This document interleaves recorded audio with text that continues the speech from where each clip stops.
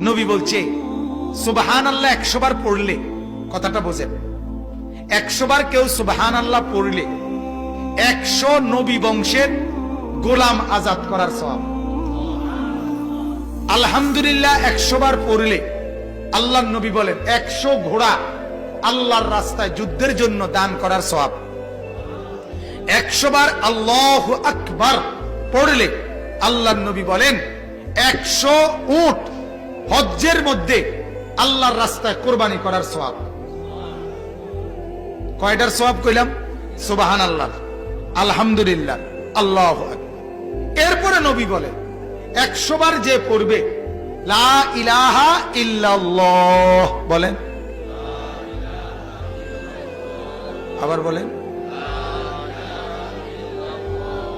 লা ইলাহা ইল্লাল্লাহ, লা ইলাহা ইল্লাল্লাহ, লা ইলাহা ইল্লাল্লাহ।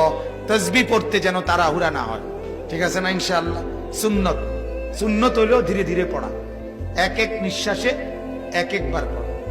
সুবহানাল্লাহ, সুবহানাল্লাহ, সুবহানাল্লাহ, সুবহানাল্লাহ, সুবহানাল্লাহ, সুবহানাল্লাহ, আলহামদুলিল্লাহ, আল্লাহু আকবার। কয় আসেনি মানে না হলে না দেখছি, না থাকলে কেমনি শান্তির দেশে করি ইরিনি তসবি। আপনি কর এটা তসবি? হ্যাঁ, কিতা কইছেন? এটি কিতা? না শয়তানি না বলি, মূলত এটা অবুঝ, ভুল পদ্ধতি। কি পদ্ধতি বলেন? ভুল কি না বলেন? তাসবিহ পড়বেন এক নিঃশ্বাসে একবার। কয় নিঃশ্বাসে কয়বার?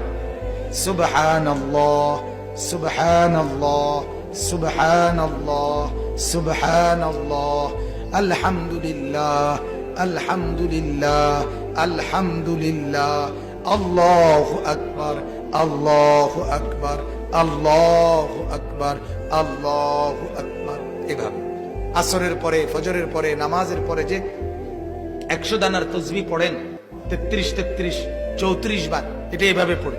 যদি বলেন হুজুর আপনার সময় কম, তাহলে আপনি পড়েন না, বাবু আপনি জনে বেশি কামিল হয়েছেন, কামি করেন। কথা বুঝেন না? আপনার যখন সময় নাই আপনি পড়লেন, আপনি যখন মরতেন না তো আপনি বাতে খান।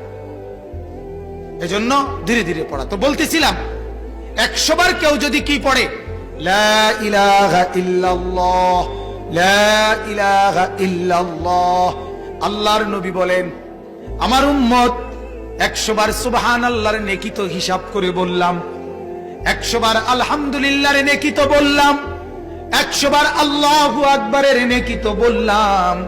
আল্লাহর নবী বলেন উম্মত আমার লা ইলাহা ইল্লাল্লাহ 100 বার পড়লে নেকি আমি কেমনে বুঝাই রে উম্মত? আমি তো বলতে পারছি না, আমি তো ওজন দেখাইতে পারছি না। আল্লাহর নবী বলেন আমার উম্মত 100 বার যদি পড়ো লা ইলাহা ইল্লাল্লাহ তামলাউ মা বাইনাস সামাই ওয়াল আরদ, 7 আসমান ও জমিনের ফাঁকা জায়গাটা নেকিতে পূর্ণ হবে।